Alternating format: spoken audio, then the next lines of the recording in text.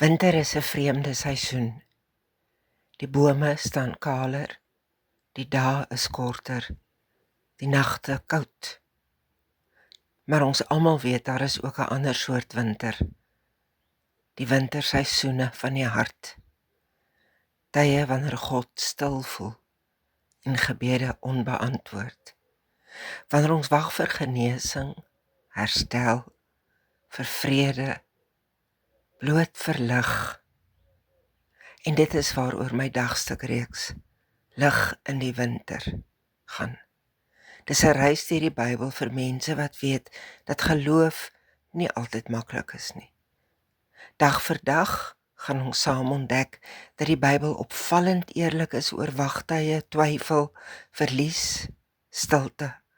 Maar ons gaan ook sien dat God dikwels sy diepste werk doen waar ons dit die minste kan sien of verwag.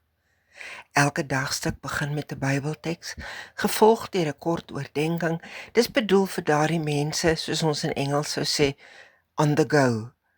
Maar vir diegene met meer tyd en 'n begeerte vir dieper self, is daar altyd 2 ekstra skrifgedeeltes vir selfstudie, gevolg deur 'n vraag om jou geloof te verdiep voordat ek saam met jou bid.